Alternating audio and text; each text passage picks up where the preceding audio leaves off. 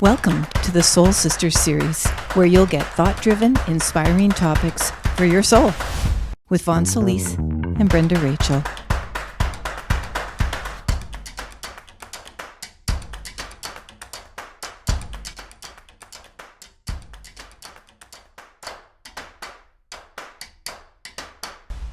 Okay, so welcome to Soul Sisters series part 2 this week.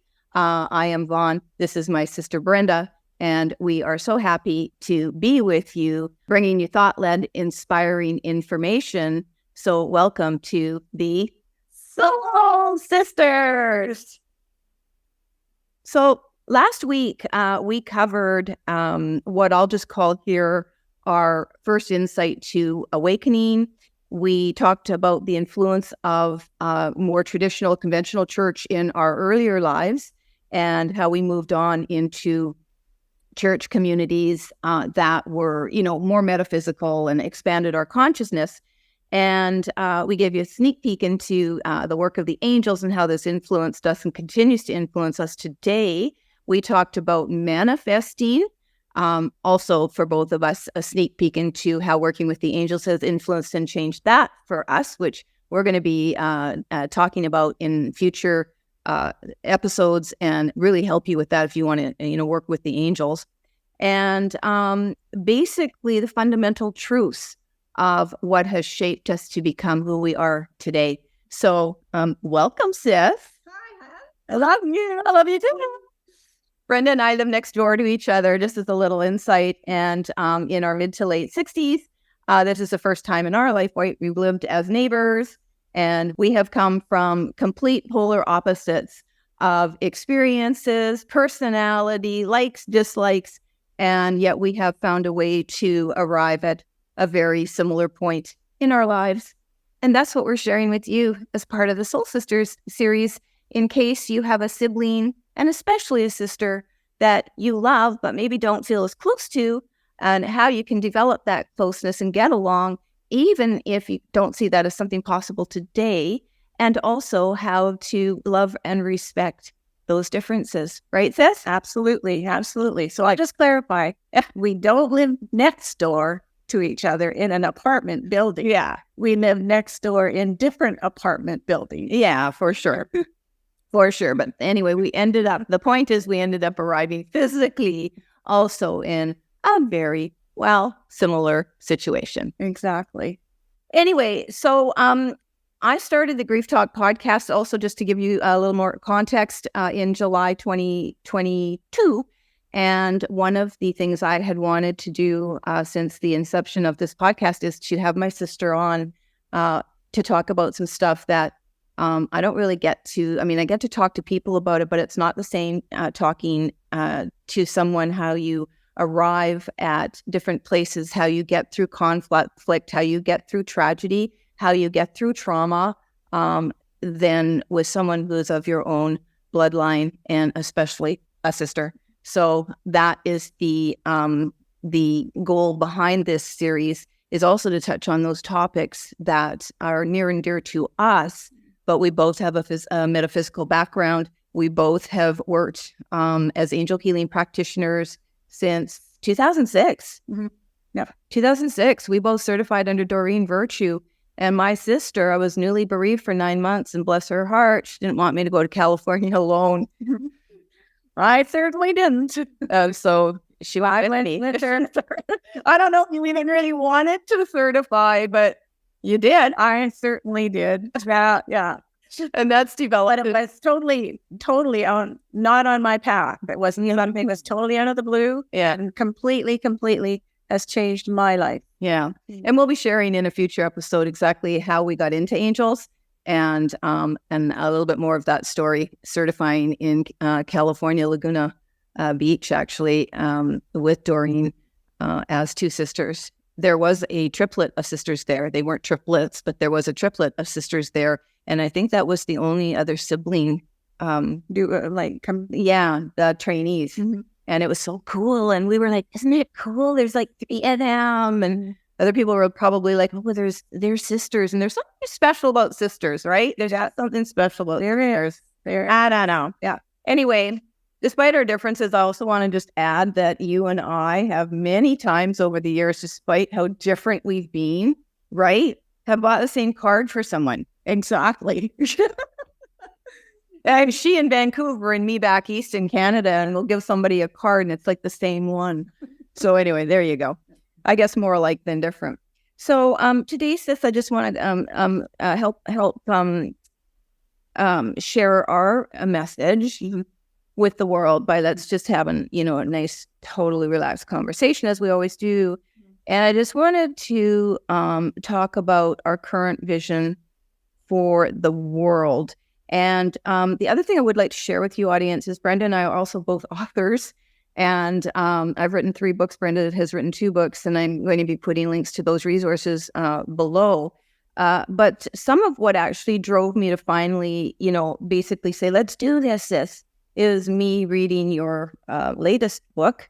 And I'll just show you, and it's going to be flying, but it's Broken Spirit, Awakened Soul, My Journey of Healing with the Angels. And reading this book just was like, wow, there's so many things about you, like I knew, but I didn't know, not to the degree you kind of shared. Things like rafting and, doing all of these things in life that takes huge courage in my estimation, and a sense of adventure. So you're like the person that I'm going on the rapids. I'm going on the trail. I'm going around that lake by myself, and I'm like, okay, I'll see you in the coffee shop afterwards. No trails for me. No walking around the lake. Yeah. Certainly not by myself. And some of those experiences were like, holy crap, I don't know if I could do it. Yeah, no, I know. And now when I look at it, I mean, I can't do it now, obviously, for different reasons. But when I did it, but I had my dog.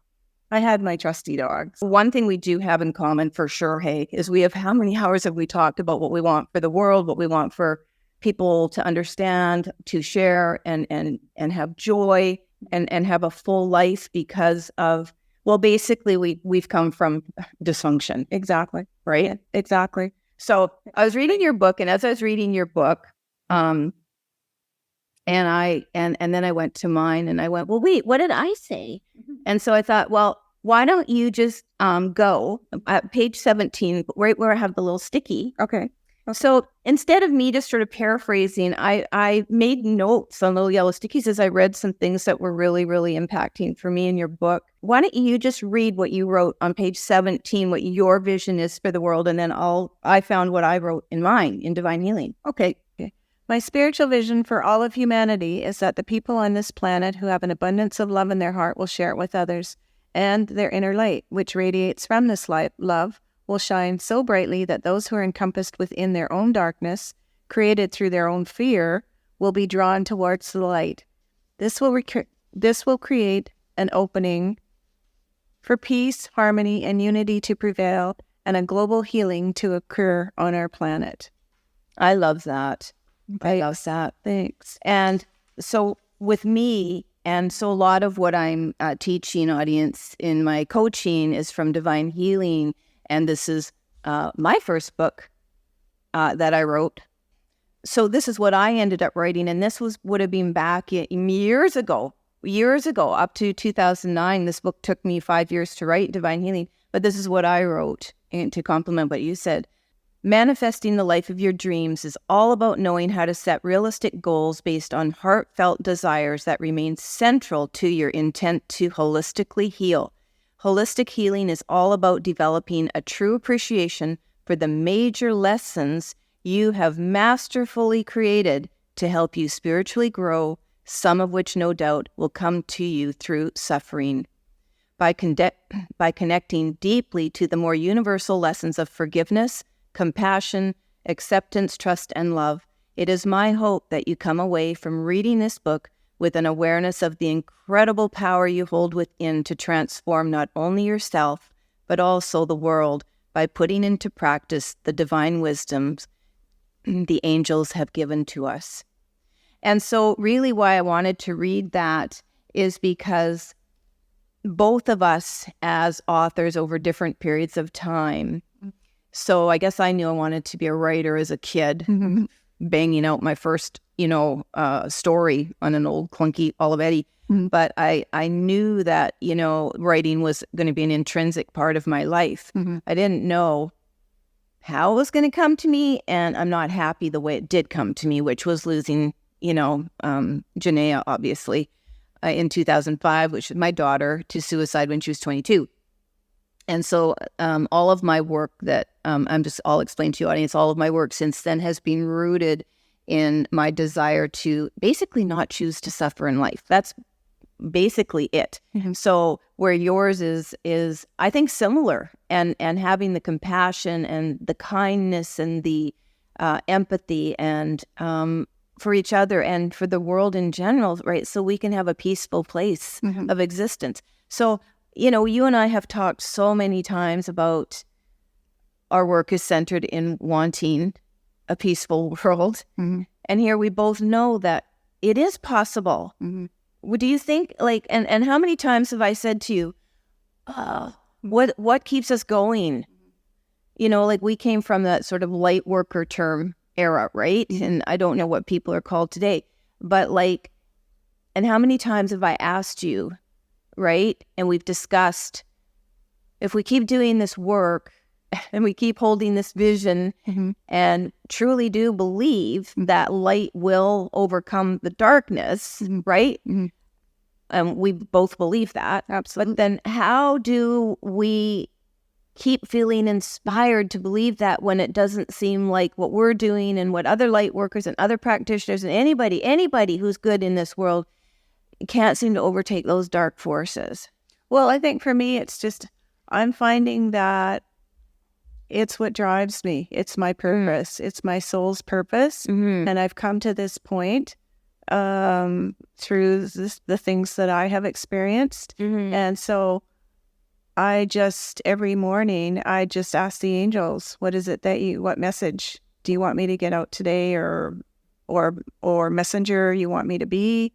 Or if it's just, how can if I'm dealing with something that I want to transform within myself to be a better light in the world, then I always start out with having my conversation with the angels in the morning of kind of what's my purpose, not in those words, like, angels, what's my purpose for being here today? Yeah. But just, whatever it is that I'm wanting, because it's really hard for me to want to be here with things that are going on in the world and all the darkness and things like that. Yeah. And I know I'm here to be a light. And sometimes I feel like there's not a lot of receptivity to the light. Yeah. And wait, I just gonna ask. So couple of things there to maybe help some of you watching or listening to this, but where we all get really dismayed. So I just want to say again, a little bit different perspectives based on experiences and stuff. And I've said many times, no, I gotta live to 100 and maybe beyond, because I have my son, and I don't want to bail on him. And at this point, I'm not really digging too deep into that. Do you want to be here for you? Is it really your family and really him? And but my guess is it is. If it was just me by myself, so I'm going to speak to you, audience, if anyone is like Brenda in that, where, you don't really have another person, you don't have a child, you don't have that. And I think a lot of us live for our kids. I'm not saying we live through them and for them without completely abandoning us, but I think a good number of people who have created offspring find a certain joy, and not everybody, obviously. I know there's lots and lots of dysfunction and things like that. So I'm just speaking to the people that can resonate with me as a mom, having lost one child. But even before that, I would have, wanted to be here as long as possible to support my children. Right. That's the best way of saying it. Right. And when I feel that person, that child is ready at whatever age to be okay with me gone, which is why I think a lot of parents in older age kind of wait until that moment they said goodbye to everybody and then pick that moment where they can peacefully just drift off. And that's my dream, right? Rather than some traumatic kind of death. But speaking to the person that is alone, But even if you're not alone in feeling that way, right? Because I will acknowledge there are people who have family, may even have children, and they still feel that way for any number of reasons. What would be your sort of feeling about where do we draw that inspiration from? What does it take for us? The bottom line is, what does it take for us to want to push past whatever darkness hasn't been eradicated by the light, to still do our work and still trust that we can have that experience? Well, I think it's like, when I was laying on the bed, my spinal decompression bed, and it was my last treatment, and that was in 2014 for my back. Yeah. And then I was going on to rehab in the back clinic, and I was morbidly depressed going there because I felt like I had it wasn't that my back wasn't getting better, but because my back, it was pretty much still in the same place 8 weeks later, but I had no purpose. Yeah. So it was like, why am I getting better? What's my purpose for getting better? And I'm off disability from work again, and there's nothing. There's just nothing. No, nothing's been answered. And so anyway, I laid on the bed, and Mom came to me, and she said, Brenny, you have to get your music on iTunes. One statement, and she left. Popped in and popped out. And I went, I knew nothing about iTunes and nothing about how to get my music on there. Anyway, that gave me enough motivation from that session to move forward to my back clinic, because I came to my 5 months at the back clinic, which of course on that day I didn't know was going to be 5 months. But here, I just want to interject for a second. So it's not that you're, okay, let me phrase that. So it's like you were Mom coming to visit you. She gave me what I'm trying to say. Like, were you tapping into your purpose without really necessarily knowing what that purpose was ultimately going to lead you to? No, I think she was answering the question for me. And because I had been asking, what is my purpose? And I had also saying to the angels in my bedroom, like a couple of days before that, I had stood there and said to the angels, this was in 2014, when I packed up all my stuff, threw out all my photos. I was decluttering my house. Yeah. And I made a conscious choice to do that because I didn't know how much longer I was meant to be on the planet. Not that I was going to do anything to not be here. Yeah. Just what was my lifespan. Yeah. And so then I stood in the bedroom and I said, angels, take me home. Please take me home. If there's nothing more you want me to do here, or show me some way what you want me to do. And then 2 days later, my treatment, Mom comes through. So she was an answer to what I needed. Yeah. Because I still, at that point, there must have been a part of me that was not consciously aware that I still had purpose work to do. Yes. That I wasn't done on the planet. Yes. Right? So that's what I think is so important. And that's what I was saying. I can just sort of see Mom there. Well, I'll deliver the message to Brenny. But it's not like this long-winded script that they're giving us, whether it's a loved one, for people out there listening to watching this. It's not necessarily, if you're lucky enough to have a loved one come to you from the afterlife, it is like such a gift. Yes.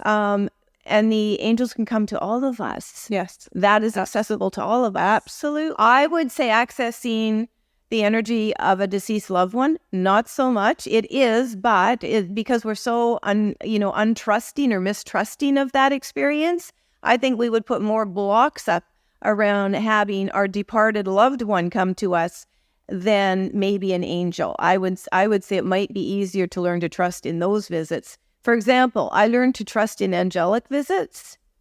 Right now, I started working with angels. Right, like a few months before Janae died. It took me years to trust her visits because I just didn't think it was possible. And I don't know, it's a weird thing. I mean, I might be unique in that, but I doubt it. But what I'm saying is, so just to recap that a little bit, when we are struggling, so to that one message, which you had no idea what iTunes was, you had no idea where that would lead you, But ultimately, it's led you to where you are today. Absolutely. Right? Writing your books, doing all your messages, your music, all of that. We're not getting too deep in that, but in Brenda's book, she'll go into detail in that.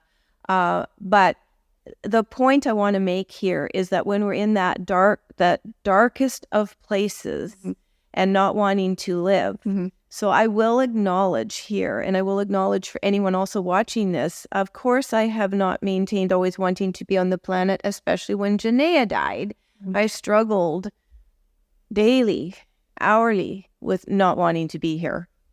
So my little story, similar to what you had, was, so I'm floundering.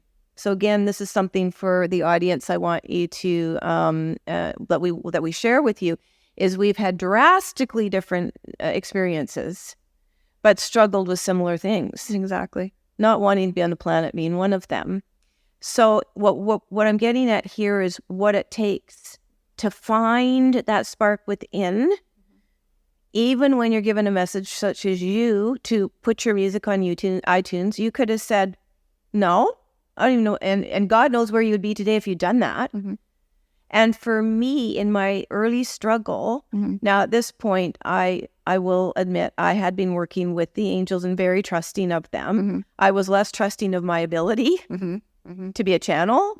I didn't even sit there and go, I want to be a channel. I just wanted them to basically save me, although I didn't put it in those words. I was looking for some kind of, anchor to something I could trust and believe in that would ultimately make the suffering worth it.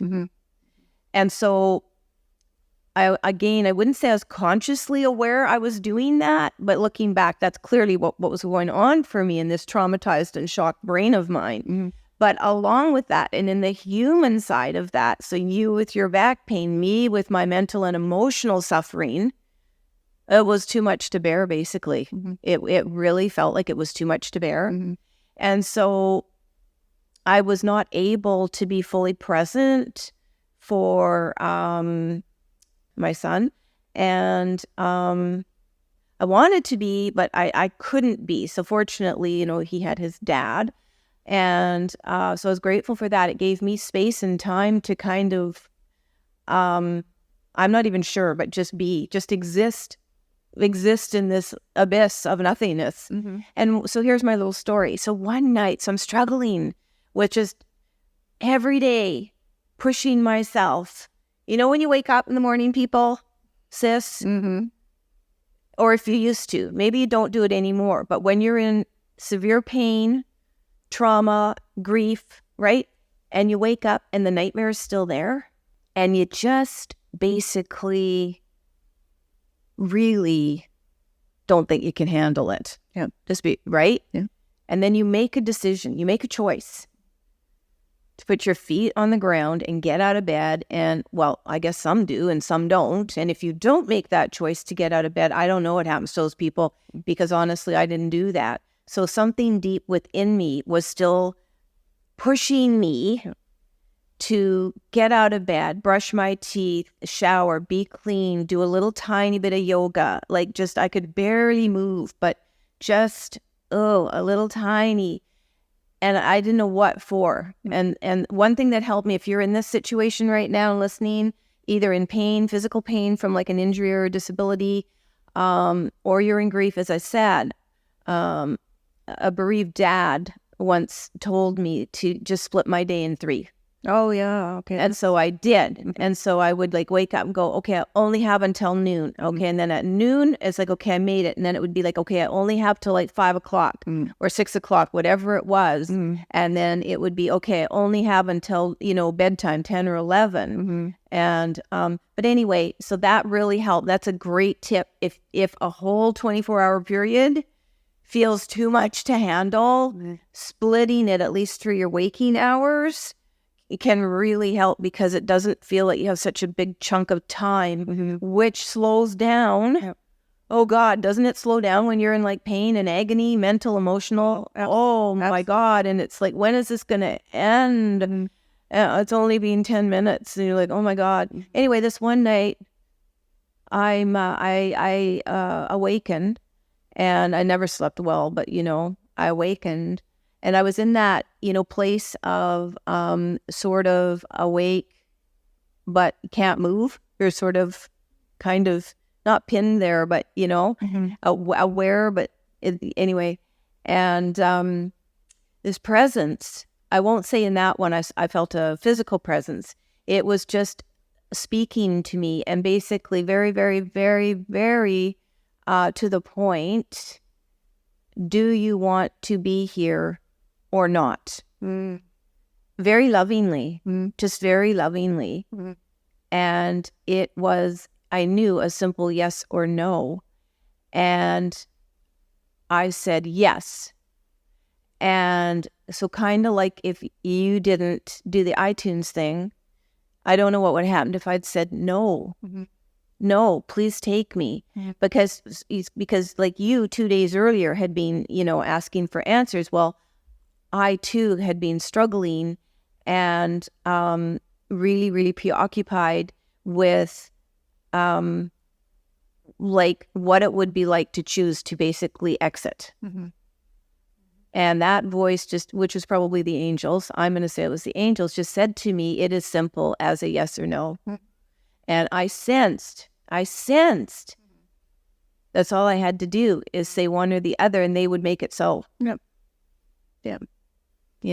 So it's so interesting. So I think kind of circling back to trying to help people because we've helped ourselves and I think reached a point comfortably where we don't struggle with that anymore. I have not struggled for years with that, but it sets you on a path that I'm going to ask if you just agree with this, that this choice of, okay, I'll do this. What we're really saying is I want to live.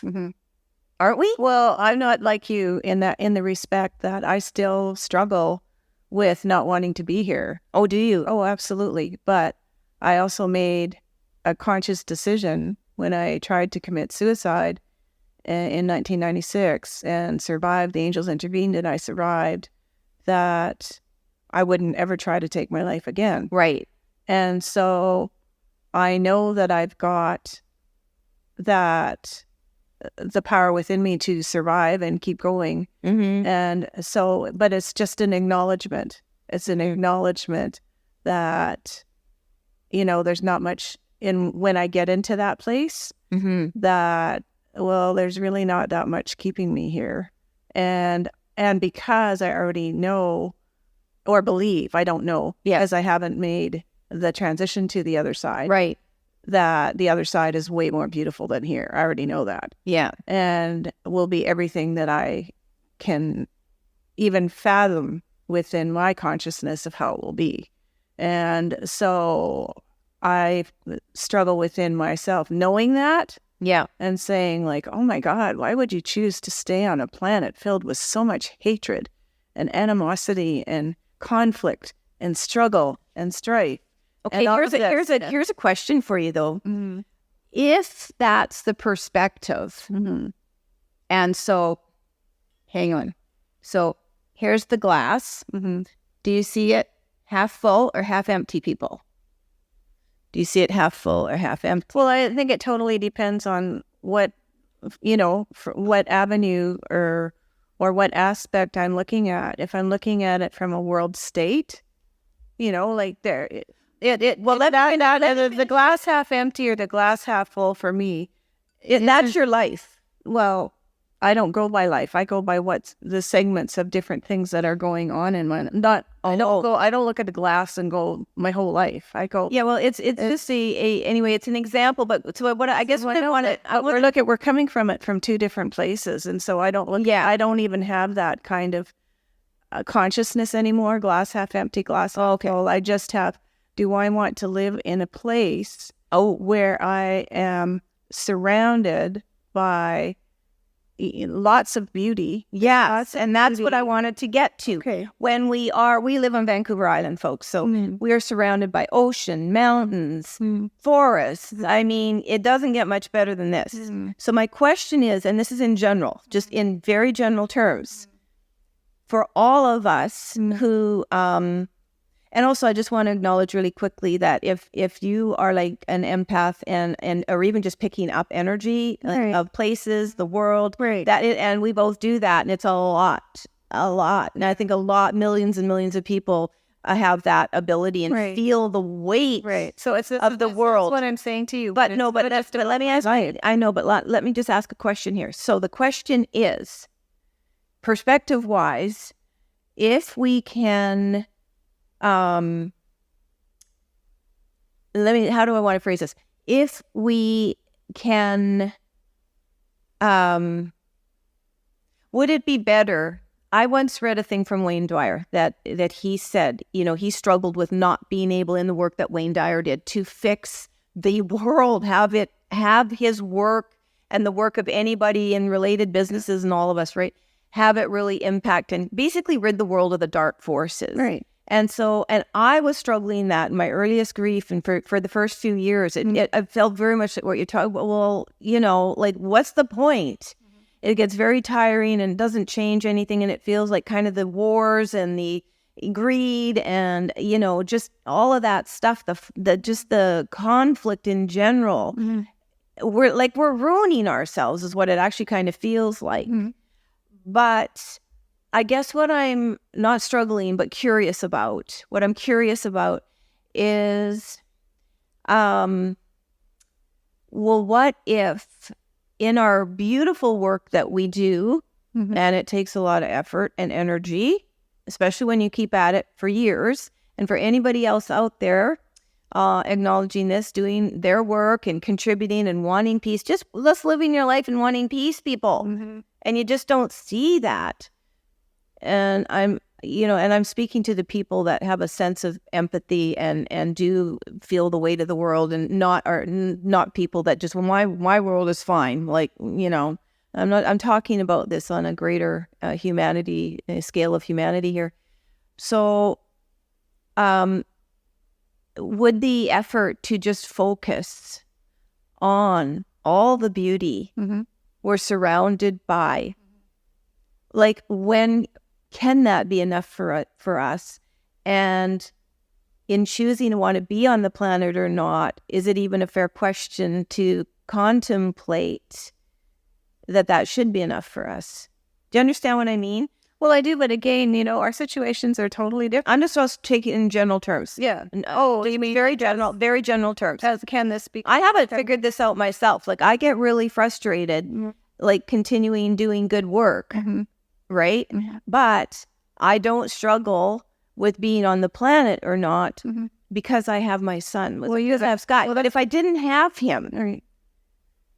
So, but in just very generic terms for people out there, is there, because if you really didn't want to be here, you would have arranged an exit point. Don't you think?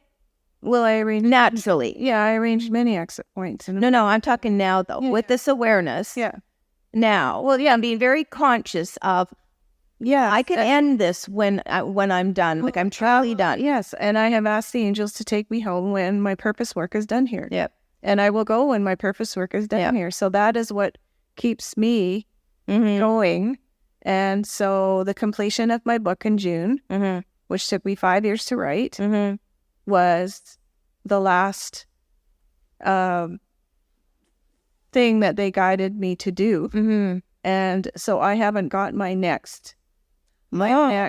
So that's interesting. So and I don't want to phrase this as, state this for you, but I want to clarify. So would it be fair to say that what motivates you at the moment to stay on this planet, not to just arrange, and we're not talking suicide here, folks. We're just talking, we're talking at a very high conscious level, understanding this concept that if you don't want to be here, an exit will manifest for you, and you're going to go. And the problem with that is that even if we believe that, and I believe that 100%, because that's what that force angel showed me. If you really don't want to be here, it's as simple as yes or no. And I knew they would take me home. Yeah. Maybe not that night, And it actually kind of scared me. That's how powerful that visit was. It kind of scared me, the truth of that. Right. So I've been very conscious of that for 18 years now. And so in that fear, you made the decision, no, I don't want to go. Yeah, well, I'm using the word fear, but it was kind of scary to know it was that simple. No, I know. Holy crap. I understand that. I know you get it. So, but here's the thing. So is waiting for your next purpose assignment, your assignment, enough to keep you here?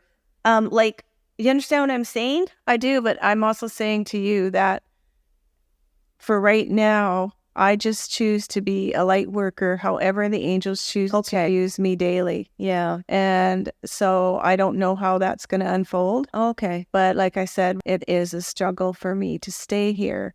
However, like I said, in that struggle, I am making a conscious decision every day to stay here and asking the angels to show me how I can be a messenger for them every single day. Yeah. And whether it's putting something out positive on my social media platform, Right. or it's talking to a total stranger in a grocery store, I do my thing the way I need to do my thing. For sure. And I don't know what the angels have in store for me, but I am absolutely willing to continue doing the light work that I was brought here to do. So I think ultimately how we come to our purpose work, and especially when we're working with higher dimensions, in our case, angels, however people choose to be doing their purpose work, it's almost like this human struggle with when you acknowledge the soul, the contract, the purpose, and it feels so out of alignment with what we have chosen, because we both believe we choose our experiences. As painful and as much suffering as we go through, it is the foundation of my work. It's the foundation of your work, Bren. So we own that. Yep. We've chosen this. How are we going to get ourselves out of this one? But I think that's the dichotomy, is that human limitation of being able to deal with stuff that feels like just an nth of it doesn't even exist in the other realm. Right. And so having the awareness of both worlds, and I've gained an awful lot of knowledge and awareness through Janae's visits to me over the years. And so she's proof in the pudding that ongoing consciousness exists. For those of you who may doubt, neither of us are here to convince you. And I've long said, and I believe that you would say the same thing, it's not our job to try and change anyone's mind or convince them of an afterlife, ongoing consciousness, infinity, whatever you want to call it. It can only be experienced for us to interpret what that experience means and will continue to mean for us. And that has largely shaped my entire life since I was 48 years old and the age I was when I lost my daughter. Now, I believed this conceptually before that. And for example, Gary Zukav's Seed of the Soul, I mean, I loved that book. But any book I read before then, anything to do with consciousness, creating your own reality, any of the biggies in, the 70s, the 80s, the 90s, all pretty much the same people. But nevertheless, I had to reread and rethink, repurpose every bit of that to create a new foundation for my life, because now it was a reality in my life. I didn't have to sit there and imagine an afterlife. Now I needed to know the truth because I really wanted to know my daughter was okay, that Janaea was okay, which is what most people who have lost loved ones, they want to know they're okay. And man, did I get proof. So again, that is sort of, for me, I think that another reason, so I just want to state, so if I didn't have my family and being shaped by my family, where it has become a pillar for me to hang on to, I think I'd probably be a lot like you, in the sense that I don't even know if I could, quote, win the battle, though, of staying for the purpose and knowing that it'd be a lot easier and different, not here on the planet. So ultimately, I just want to finish off this, and this is all starting by saying, like our vision for the world, but it's really important, I think, to acknowledge, because anybody that's going forward, and we've had this conversation, are we going to see peace in our lifetime? I remember a time, correct me if I'm wrong, that you thought it was possible. Yes, no, and I still do. And I think that there is such a massive, whether it's conscious or subconscious, current that's happening right now. That there are changes that are we can't see them yet physically. So, or I shouldn't say we, maybe some people can. I haven't seen a lot of big changes being overhauled here, but I'm thinking back to like in the 60s with the hippie movement and the free love and all that kind of stuff. And all you heard was peace and love. Yeah. Or, in the 60s. And because I was born in 53. So I'm not old enough to understand all that that's the first sort of consciousness that I was brought into, that I was aware of from being born. So say 11, 12, somewhere in there. Yeah. Hey, would you have wanted to be a hippie? No, it was too... I would have been at Woodstock, I just want to say. Yeah. And I was a little too young, but I would have been at Woodstock. Yeah, no, and the only thing for me, I think, with the hippie thing was, like, I believed in the love and the... all of that, but it just it wasn't kind of the arena. I know. I know you're tapping into the peace and the love, and that there didn't have to be war. Correct. Like fast forward decades later, here we are saying basically the same thing, but just in a different type of environment where war and strife and conflict, it just never seems to go away. Right. But I think the other thing, and you and I have talked about this too, is there are so many beautiful places on this planet. So I do anchor myself in that beauty whenever I get kind of going down a path that like isn't feeling very healthy for me. Yeah. And I wouldn't say it's depression. And another thing I just want to quickly say here for people who are in grief, I realized in the last couple of years that I really think there's a difference between sorrow and depression. And so I looked up symptoms of depression, and I don't suffer that. I literally don't. But I am acknowledging that when my heart feels burdened with so much sorrow in the world and suffering, and the jury's out for me. Here's a great question on whether we do need to suffer on this planet, that we do need to get our biggest lessons through some kind of suffering. I will include anything in that: physical, mental, emotional, spiritual. Like, honestly, and you and I don't have the answer for why there is so much darkness and suffering. But I will continue to believe, and I will ask you if you do, and I'm going to wager yes, that the light is more powerful. I'm not sure if there's more or less of it. If there was more of it, I guess I would think that, the darkness would go away. So I'm not sure if the light is more powerful, but that there might seem to be at least more darkness. And by that, we just mean like dark energy, dark forces. So anything that's, all the things we just talked about, war, meanness, there's different levels of darkness, but anything that really doesn't come from a place of pure love and giving and compassion and wanting and respect and, wanting nice things for yourself and each other, to feel good emotionally, spiritually, to feel loved, just to be kind, right?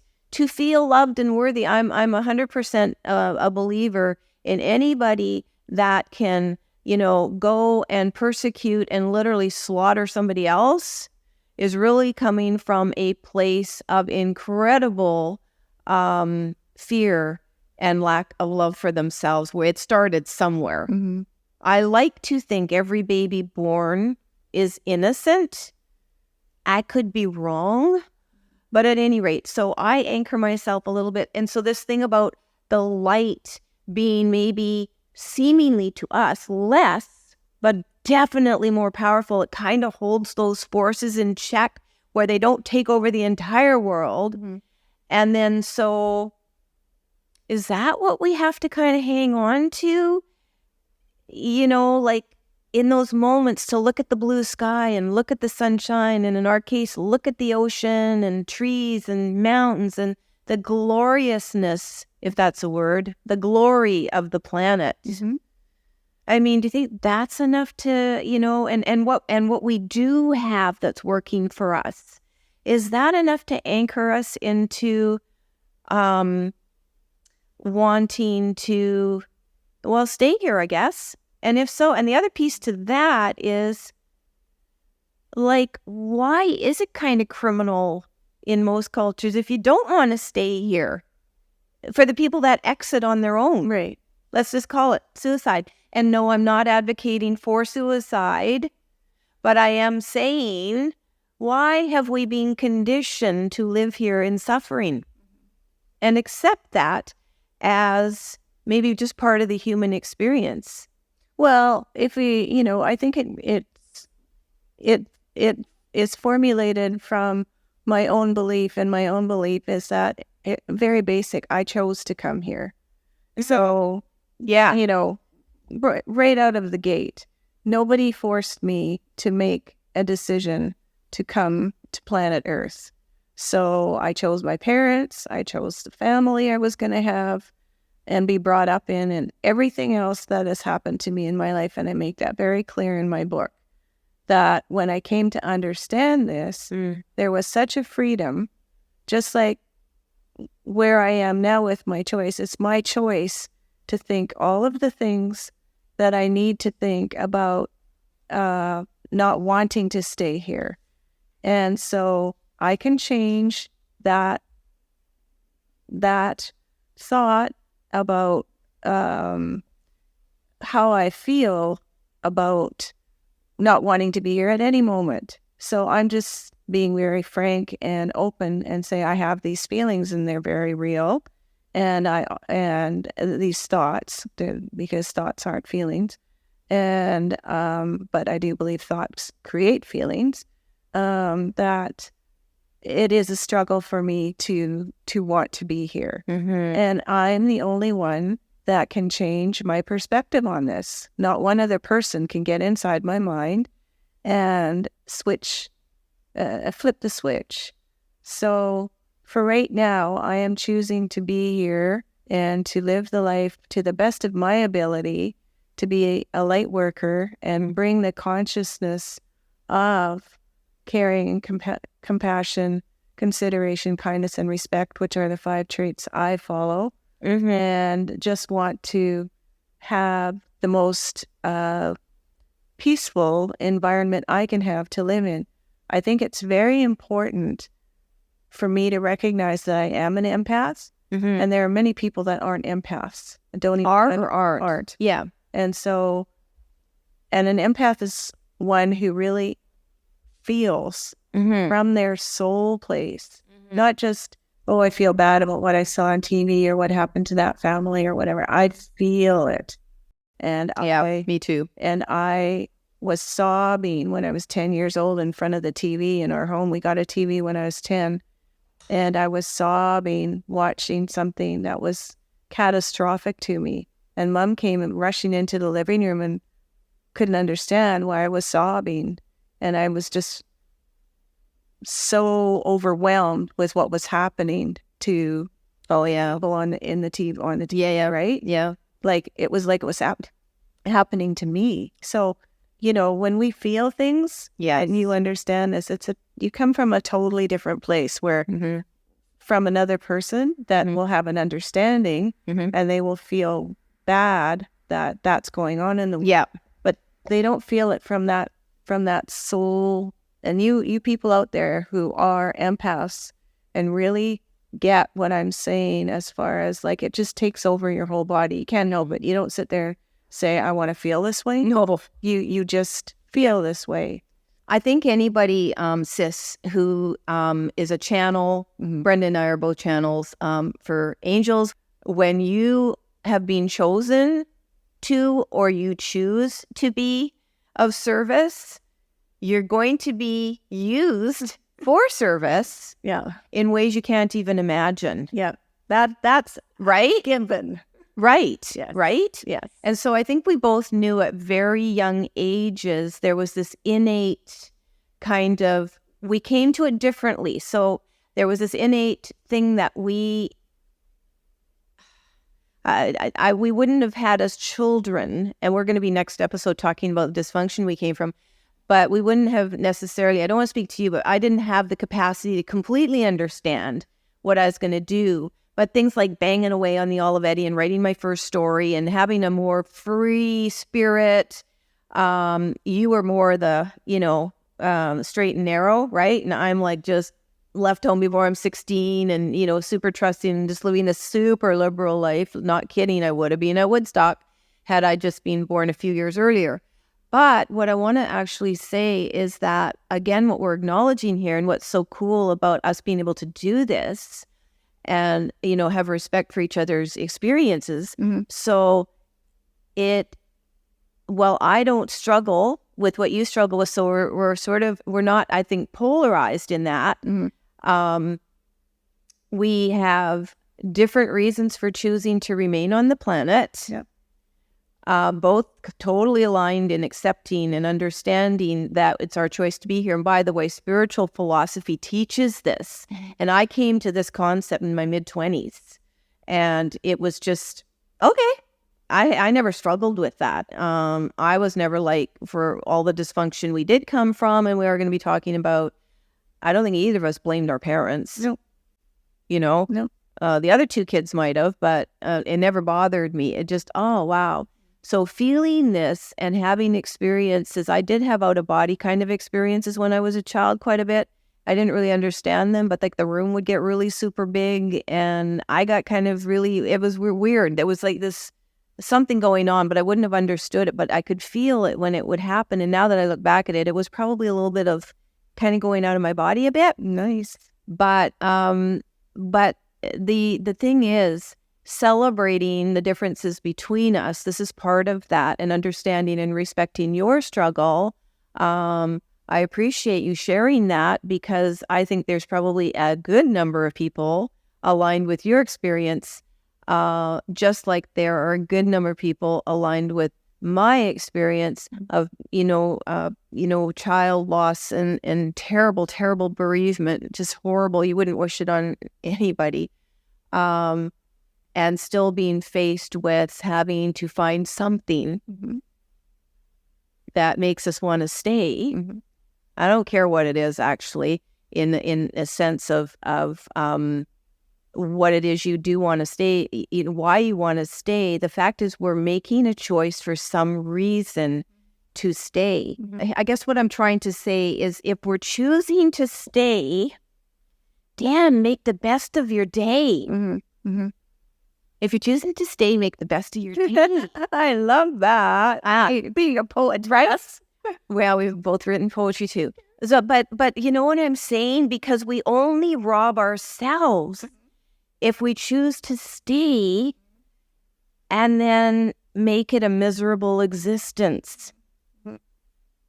I don't know. We're getting to the top of the hour. We spent the whole time basically talking about that today, which was not really planned. So I'm going to have to leave what we want to talk about till next episode, which is going to be all about exit points. We're going to talk about coming from dysfunction and how it impacts us and you, if you've experienced that, and basically having this desire to achieve, which we're going to be talking about, that from your book, sis, when you state all I have to do is believe, where there's a desire to achieve. And the reason I'm sort of bringing that up now as a prelude to next episode is because it becomes very important when we don't struggle with the choice that we made to stay and do our part. As painful as some of our experiences have been. Well, I think for me, the struggle leaves, and is non-existent when I accept that I'm the one that made the decision. Yes. I take full accountability for my choices. Yeah. Nobody else is making me stay here. So, Yeah. or putting the thought into my mind that I want to stay. It's me saying and making my own decision. So I fully 100% agree with that. So for anyone struggling, I'd invite you to think about that. We're certainly not sitting here asking you to adopt I call it sort of philosophy. It's a foundational principle in my life, accepting I choose to be here. So if I choose to be here, I can't blame anyone else for my circumstances. right. I could probably create a natural exit, even maybe a painless one, but I have found reasons to not let my suffering, right, rob me of that. And so in closing this one out today, which has been awesome, just an awesome discussion, I want to leave you with the invitation to just think about your reason for being on the planet. If you choose to believe you have the power to stay here, not robbing yourself of anything that could be considered robbing yourself of today. Simply put, what you want to make of your experience that you're choosing to align with, I would say. And when you find purpose, it just kind of all comes together, doesn't it? What I was going to just add to those people who are just in a place of not knowing, of just indecision and maybe pain, maybe suffering, maybe things have not gone the way that you thought they were going to go. I would just say, if you can start your sentence with, today I choose. And even just saying those 3 words, that empowers you. And it doesn't give the power to any other person over your life. If you're in a terrible situation, living situation, or you're having problems with your children or whatever it is, work, it could be anything. Even finances. A lot of people are having financial difficulties right now, finding homes, jobs, all that kind of stuff. So just say, today I choose. Today I choose. I love that. Today I choose. I don't use that specific phrase, but I'm much more deliberate about it now, thinking very momentarily about what's on my plate, and I'm choosing to love every single part of my day because I have reached a point where I'm doing what I love. But we can apply that to the parts of our days that we are going to mostly enjoy, and the ones that we really don't yet have control over, such as reporting for a job you might not like or something like that. Still, I am choosing to look at this solution-oriented. I am choosing to, whatever it is that brings you that feeling of empowerment. We're going to be talking about a lot more about that. I don't expect anyone to kind of grab onto that. If you're already into this type of practice, one of of empowerment and creating what you want, and you have things to actually demonstrate your success at that. There are still moments that we doubt and mistrust or get impatient or whatever. But I just love that, and I'm going to take that with me. I choose to. Very empowering. It's a really great way to start tapping into your place of personal power, right? Yeah, absolutely. Yeah. Any last thoughts today? Or We covered a lot. we sure did. Holy smokes. Well, I would just say that just treat yourself well. Do something good that you would not normally do. And, think of one thing, just one thing that you would not normally do for yourself, and just treat yourself. Yeah, because you deserve it. Absolutely. So thanks again for tuning in if you're watching or listening to this. And thanks for a great conversation. You ready for a last day? Yeah. I love you too. Okay, until next week, we are the Soul Sisters.